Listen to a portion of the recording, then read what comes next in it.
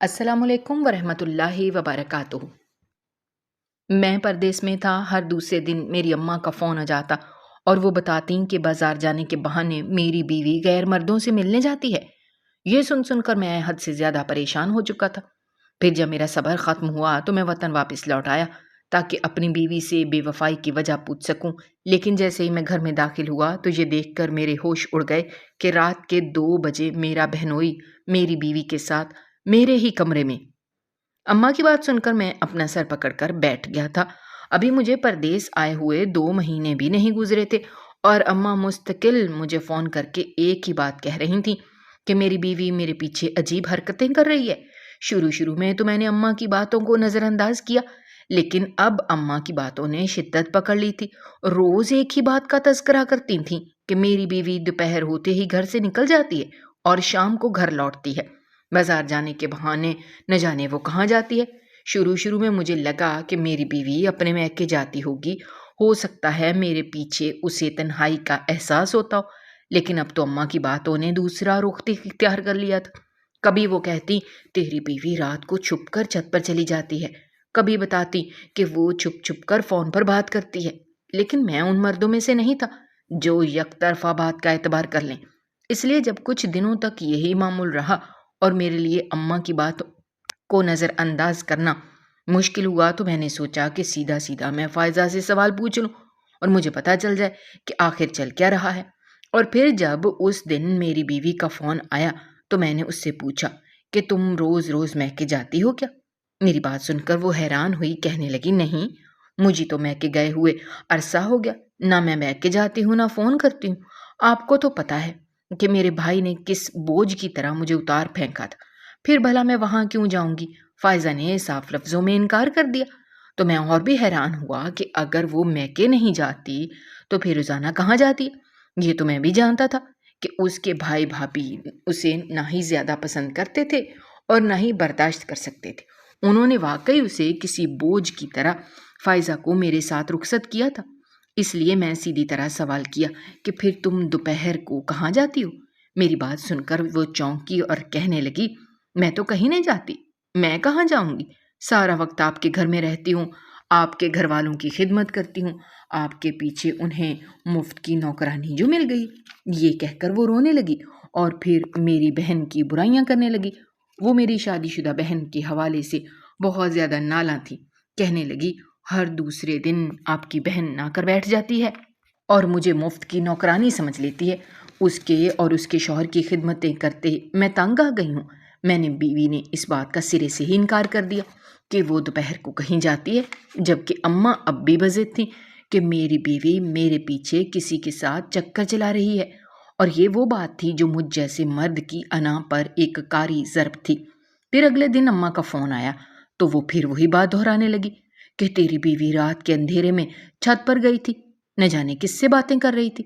اب میری بوڑھی ہڈیوں میں اتنی طاقت نہیں ہے کہ اس کی نگرانی کروں، اس لیے تیری بہن کو بلا لیتی ہوں، ڈر ہے کہ کہیں تیرے پیچھے تیری عزت کو نقصان نہ پہنچا دے۔ اماں کہنے لگی لیکن تیری بہن بھی کب تک اپنا سسرال چھوڑ کر یہاں آئے گی؟ پھر اس کا شوہر بھی تو تھوڑا سخت مزاج ہے، اس کے ساتھ آتا ہے، ساتھ لے کر جاتا ہے۔ اب کیا کروں؟ تیری بیوی کی وجہ سے میری بیٹی کا گھر بھی خراب کرنا پڑ رہا ہے، تو ہی کچھ سختی کیا کر۔ اماں کی بات پر میں بہت زیادہ پریشان ہو گیا اور سر پکڑ کر بیٹھ گیا۔ سمجھ نہیں آ رہا تھا کہ فائزہ سے کس طرح بات کروں اور اس سے کیا کہوں۔ ابھی میں اسی شش و پنج کا شکار تھا کہ اس معاملے میں مجھے کیا کرنا چاہیے کہ فائزہ کا فون آ گیا۔ وہ روتے ہوئے کہنے لگی اماں نے آپ کی بہن کو مستقل طور پر گھر میں رکھ لیا ہے، وہ اور اس کا شوہر اب یہیں رہیں گے، میں اب ان لوگوں کے ساتھ گزارا نہیں کر سکتی۔ فائزہ کی بات سن کر میں حیران ہوا۔ میں نے کہا باجی کا تو اپنا گھر ہے، پھر وہ یہاں کیوں آئی ہیں؟ فائزہ روتے ہوئے کہنے لگی یہ تو اپنی اماں سے پوچھیں، اور اس نے فون بند کر دیا۔ میں نے اماں کو فون لگایا تو اماں کی بات نے مجھے حیران کر دیا۔ اماں کہنے لگی تیری بیوی کی حرکتیں بہت ہی زیادہ مشکوک ہو رہی تھیں، اسی لیے میں نے تیری بہن کو یہاں بلا لیا۔ کچھ عرصہ وہ اپنے شوہر کے ساتھ یہیں رہے گی تو مجھے بھی تسلی رہے گی۔ دونوں میاں بیوی کی موجودگی میں فائزہ کچھ الٹا سیدھا نہیں کر سکے گی۔ اماں اپنا دکھ بیان کر رہی تھیں اور فائزہ اپنا، اور پھر اماں نے میری بڑی بہن سے یعنی باجی سے میری بات کروائی تو باجی نے بھی مجھے وہی سب کچھ بتایا جو میں کچھ عرصے سے اماں سے سن رہا تھا۔ وہ کہنے لگی، دیکھو ذیشان، تمہیں شاید ہماری باتوں پر اعتبار نہ ہو، لیکن سچ یہی ہے کہ میں نے اور اماں نے کئی بار تمہاری بیوی کو چپ چپ کر فون پر باتیں کرتے سنا ہے۔ پتہ نہیں کن مردوں کے ساتھ باتوں میں لگی رہتی۔ ہم تو غریب شریف سمجھ کر بیاہ کر لائے تھے، لیکن اس کے تو رنگ ڈنگ ہی اور نکلے۔ اب اس کی وجہ سے میں اپنا گھر چھوڑ کر یہاں آ کر بیٹھ گئی ہوں۔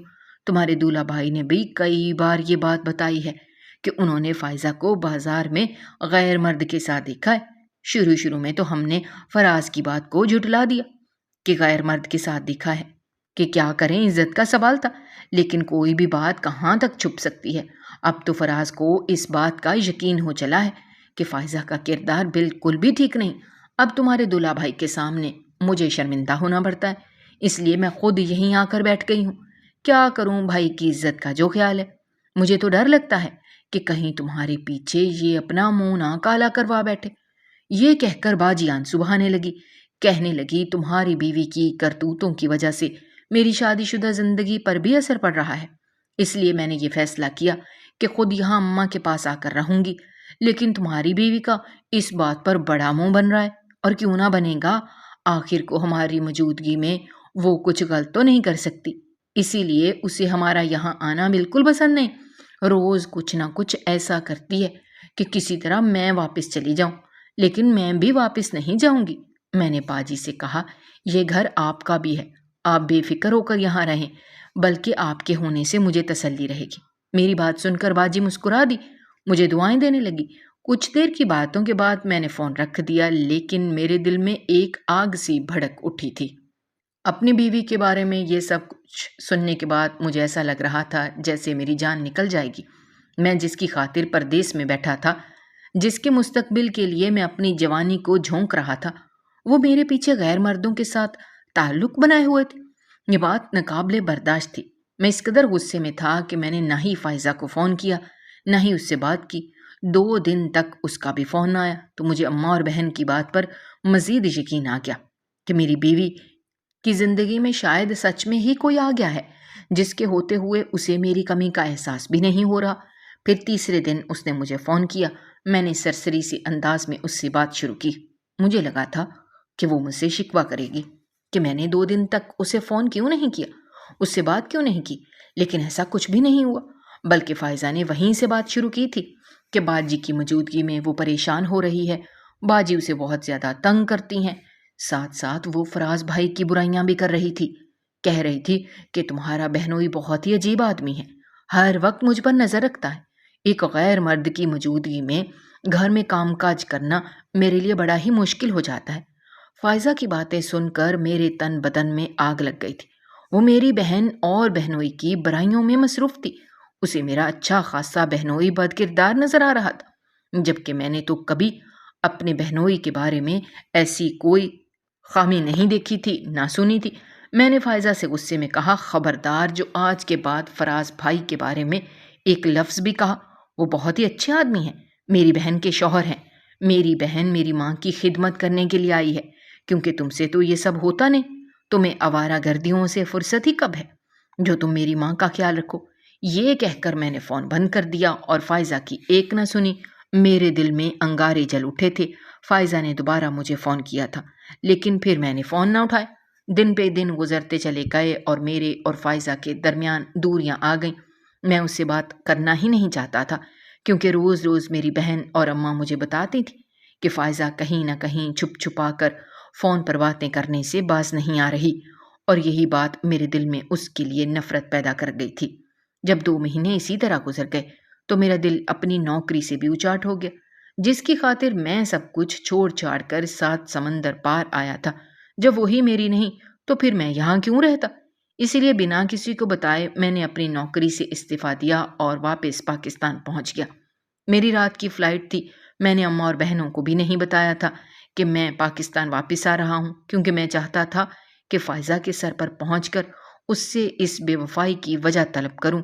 رات 1 بجے کے قریب میں اپنے گھر کے دروازے پر موجود تھا۔ دروازہ لاک تھا، میرے پاس چابی بھی نہیں تھی۔ بہت سوچنے کے بعد میں نے ایک دوست کو فون کیا اور سامان اس کے حوالے کر دیا، کیونکہ میں خاموشی سے گھر میں داخل ہونا چاہتا تھا۔ میرے دوست میرا سامان اپنے ساتھ لے گئے اور میں دیوار کود کر اندر داخل ہو گیا۔ دبے پاؤں میں اپنے ہی بیڈ روم کے دروازے پر پہنچ گیا تھا۔ اندر سے سرگوشیوں کی آواز آ رہی تھی۔ میرے تن بدن میں آگ لگ گئی تھی۔ باجی اکثر مجھے بتاتی تھیں کہ فائزہ کے کمرے سے رات کو سرگوشیوں کی آواز آتی ہے۔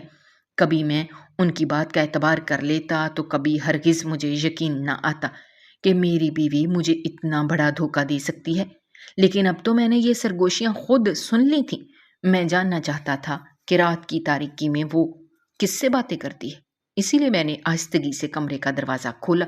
بنا آواز کے کمرے کا دروازہ کھلتا چلا گیا اور جیسے ہی میں نے اندر قدم رکھا تو میرے ہوش اڑ گئے، کیونکہ فائزہ بستر پر موجود تھی اور میرا بہنوئی فراز۔ مجھے ہمیشہ سے پردیس جانے کا بہت شوق تھا۔ مجھے لگتا تھا کہ پردیس کی زندگی بڑی خوبصورت ہوتی ہے، پردیسی مردوں کی بڑی ویلیو ہوتی ہے۔ دراصل ایسا مجھے اس لیے لگتا تھا کیونکہ میرا ایک کزن پردیس میں رہتا تھا۔ جب وہ چھٹیوں پر واپس آتا تو سارے خاندان والے اس کی دعوت کرتے، سب اس کو سر آنکھوں پر بٹھاتے۔ وہ جو تحفے تحائف لاتا وہ کسی تبرک کی طرح بانٹتا۔ میرے چچا چچی کو بھی اپنے بیٹے پر بڑا فخر محسوس ہوتا اور خاندان والے بھی بڑے غرور سے کہتے کہ ہمارے گھر کا بچہ ہے۔ اسی لیے مجھے ہمیشہ سے پردیس کی زندگی میں ایک چمک اور کشش محسوس ہوتی تھی۔ کبھی میں نے بھی سوچا کہ میں پردیس میں ہی نوکری کروں گا، لیکن میرے ساتھ مسئلہ یہ تھا کہ سر پر ابا کا سایہ نہیں تھا۔ ایک بڑی بہن اور ماں تھی، ان دونوں کو چھوڑ کر پردیس جانا میرے لیے بہت مشکل تھا۔ مگر میری اماں نے ہمت دکھائی اور کہنے لگی، تو بے فکر ہو کر چلے جا، میں تیری بہن کی کسی اچھی جگہ بات پکی کر دوں گی اور پھر تیری کمائی سے ہم اس کی دھوم دھام سے شادی کر دیں گے۔ اس کے فرض سے نپٹتے ہی میں تیری دلہن بھی لے آؤں گی اور یوں مجھے تنہائی کا احساس بھی نہیں ہوگا۔ اماں نے خود ہی سارا منصوبہ بنا لیا تھا، کیونکہ وہ بھی چاہتی تھیں کہ میں پردیس میں سیٹل ہو جاؤں۔ اماں کے ہمت دلانے پر میں نے پردیس کی نوکری ڈھونڈی اور پردیس پہنچ گیا۔ لیکن پردیس آنے کے بعد مجھے پتا چلا کہ دور کے ڈھول سہانے ہوتے ہیں۔ یہ محاورہ پردیسیوں کے لیے بالکل فٹ بیٹھتا ہے۔ پردیس کی زندگی بہت مشکل تھی۔ اکلوتا ہونے کی وجہ سے اماں نے مجھے ہمیشہ بڑے لاڈ میں رکھا تھا۔ پردیس آ کر مجھے چھوٹے سے چھوٹا کام خود کرنا پڑ رہا تھا، لیکن میں نے بہت ہمت اور محنت سے نوکری کی اور اپنی بہن کی شادی کے لیے پیسہ جمع کیا۔ میری امی نے خود رشتہ تلاش کیا اور میری بہن کو رخصت کر دیا۔ بہن کی شادی کے بعد جب اماں اکیلی پڑ گئی تو اماں نے خود ہی میری شادی کی بات چھیڑ دی اور پھر فائزہ کو میرے لیے پسند کر لیا اور مجھے کہا کہ میں چھٹیاں لے کر واپس آ جاؤں تاکہ وہ میری شادی کر دیں۔ اماں کے کہنے پر میں نے مہینے بھر کی چھٹیاں لیں اور میں واپس آیا تو یہ دیکھ کر حیران رہ گیا کہ اماں نے میری شادی کے لیے خوب دھوم دھام سے تیاریاں کی تھیں۔ میری بہن اور اس کے شوہر فراز نے اماں کا خوب ساتھ دیا تھا۔ میرا بہنوئی فراز بہت ہی اچھا آدمی تھا، جس نے ایک ایک کام کو بخوبی سنبھالا ہوا تھا۔ میری شادی والے دن وہ میرے ساتھ بارات لے کر ناچتا ہوا گیا تھا اور پھر رخصتی کے وقت میرے کندھے پر ہاتھ رکھ کر مسکراتے ہوئے کہنے لگا، تمہاری تو قسمت کھل گئی، بھابھی بڑی ہی خوبصورت ہے۔ فراز بھائی کی بات سن کر میں مسکرا دیا۔ میں نے بس ایک سرسری سی نظر فائزہ پر ڈالی تھی، وہ واقعی دلہن بن کر بہت حسین لگ رہی تھی۔ رخصتی کے بعد ہونے والی رسومات میں بھی باجی اور فراز نے بڑھ چڑھ کر حصہ لیا تھا۔ وہ گاہے بگاہے فائزہ کو چھیڑ رہا تھا اور مجھے بھی تنگ کر رہا تھا۔ رسمیں ختم ہوئیں تو اماں نے فائزہ کو کمرے میں پہنچا دیا۔ میری اور فائزہ کی پہلی بار باضابطہ ملاقات ہماری شادی والے دن ہی ہوئی تھی، جب وہ میری بیوی بن کر میری سیج پر بیٹھی تھی۔ پھولوں کے درمیان سرخ رنگ کے شرارے میں بیٹھی وہ کوئی پری معلوم ہوتی تھی۔ نہایت ہی حسین اور معصوم سی فائزہ کو دیکھتے ہی میرا دل بے تابی سے دھڑکنے لگا۔ اپنی ماں کی پسند پر مجھے بڑا ناز ہوا تھا۔ فائزہ کا ہاتھ پکڑ کر میں نے مستقبل کے خوبصورت وعدے کیے تھے، اسے یقین دلایا تھا کہ میں اس کی ہر خواہش کو پورا کروں گا۔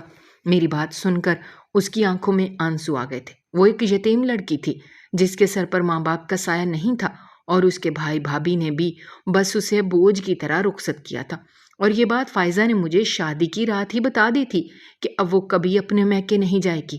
مجھے بھی یہ سن کر تسلی ہو گئی تھی کہ وہ میرے گھر کو اپنا گھر مان چکی ہے۔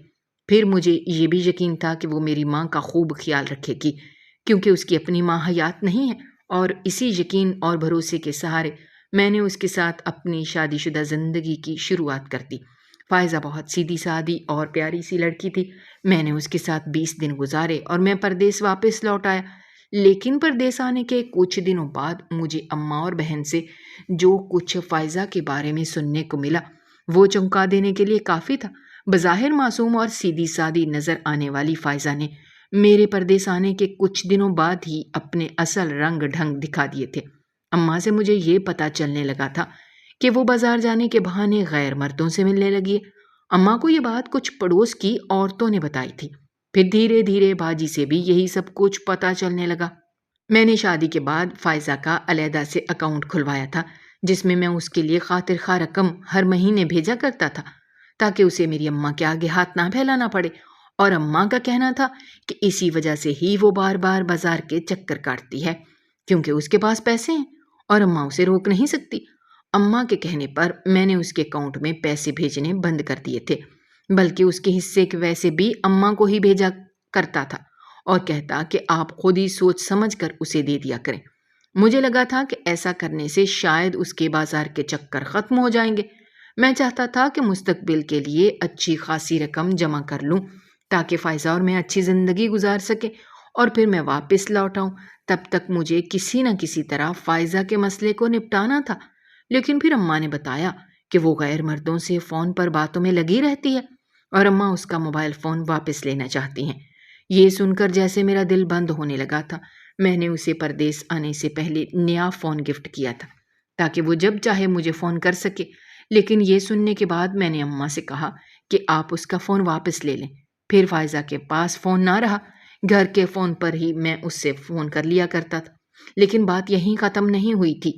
اماں کہنے لگی کہ فائزہ کی تربیت ہی ایسی ہوئی ہے کہ میں اسے کتنا بھی روک لوں وہ رکتی نہیں ہے۔ میں جیسے بن ماں باپ کی بچی سمجھی تھی وہ تو بہت ہی ٹیڑھی چیز نکلی۔ اب تو اکثر راتوں کو وہ گھر کی چھت پر چلی جاتی ہے اور اس کے لیے اماں نے باجی اور فراز کو گھر بلا لیا تھا تاکہ وہ دونوں اس پر نظر رکھیں، کیونکہ اماں کا کہنا تھا کہ میری بوڑھی ہڈیوں میں اتنی طاقت نہیں کہ میں تیری بیوی کی نگرانی کر سکوں، اور جب بات اتنی زیادہ بڑی تو میرے لیے پردیس کاٹنا مشکل ہو گیا۔ اسی لیے میں بنا کسی کو بتائے وطن آ گیا اور دبے پاؤں گھر پہنچ گیا۔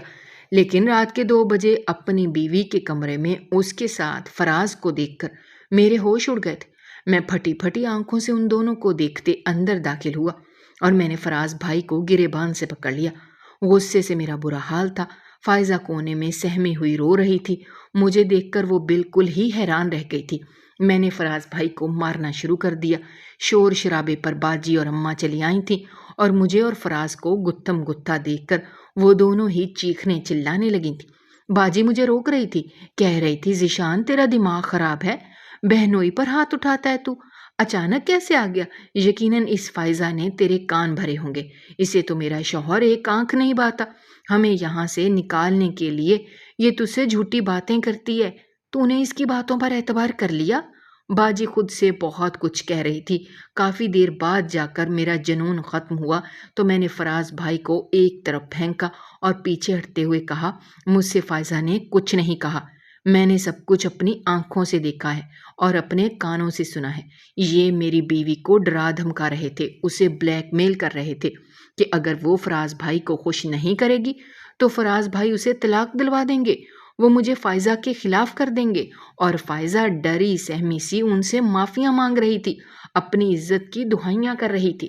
آپ میری بیوی کو بد کردار کہتے تھے جبکہ اصل بد کردار شخص آپ کا شوہر ہے۔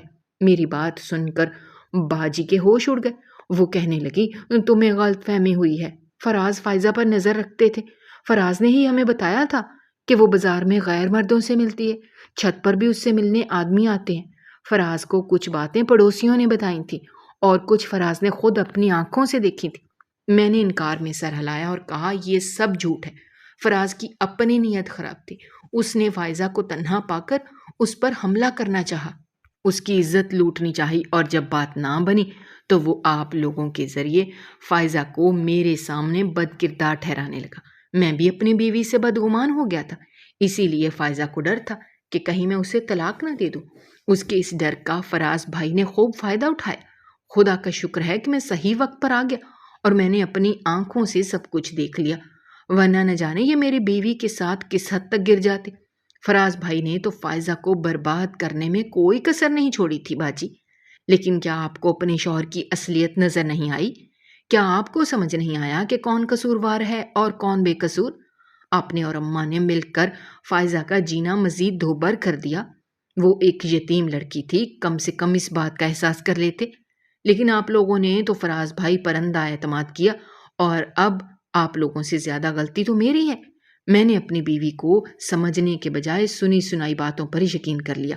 میں نے فراز بھائی کو انگلی اٹھا کر تنبیہ کی کہ ابھی اور اسی وقت میرے گھر سے نکل جائیں۔ وہ باجی اور ہمیں برا بھلا کہتے اکیلے ہی چلے گئے۔ باجی رونے لگی، کہہ رہی تھی فائزہ کی وجہ سے میرا گھر برباد ہو گیا۔ وہ اب بھی فائزہ کو قصوروار ٹھہرا رہی تھی۔ میں نے انہیں سمجھایا کہ آپ کا شوہر ایک بد نظر شخص ہے، آپ کو اس کی غلطیوں پر نظر ڈالنی چاہیے۔ فائزہ نے تو کچھ نہیں کیا، لیکن باجی کا دل صاف نہیں ہو رہا تھا۔ پھر اماں نے خود باجی کو سمجھایا، اور کچھ ہی دنوں بعد فراز بھائی کو اپنی غلطی کا احساس ہو گیا۔ وہ آ کر باجی کو واپس لے گئے اور ہماری زندگی میں سکون آ گیا۔ اب میں یہی نوکری کرتا ہوں، اپنی بیوی کے ساتھ رہتا ہوں۔ میری بیوی ایک اچھی اور باکردار عورت ہے۔ میں نے اس سے اپنی غلطی کی معافی مانگی تھی اور اس نے مجھے معاف کر دیا تھا۔ فائزہ نے مجھے بتایا کہ میرے جانے کے بعد کس طرح فراز بھائی اسے تنگ کرتے تھے، فون پر اسے دھمکیاں دیتے تھے، اسے چھپ چھپ کر ملنے کے لیے پریشان کرتے تھے۔ وہ بیچاری بہت مجبور تھی، اسی لیے فراز بھائی کی دھمکیوں سے ڈر کر ان سے بات کرنے چھت پر چلی جاتی تھی، ان کا فون اٹھا لیا کرتی تھی، اور اس بات کو بھی فراز بھائی نے اس کے خلاف ہی استعمال کر کے باجی اور اماں کو بھڑکا دیا۔ خدا کا شکر تھا کہ صحیح وقت پر سب کچھ ٹھیک ہو گیا۔ میں نے ایک مظلوم لڑکی کو کوئی سزا نہیں دی تھی، ورنہ شاید میں ساری زندگی پچھتاوے کی آگ میں جلتا رہتا۔ ناظرین، آپ کو آج کی یہ کہانی کیسی لگی؟ کمنٹ باکس میں اپنی رائے کا اظہار کرنا مت بھولیے گا، اور اگر آپ ہمارے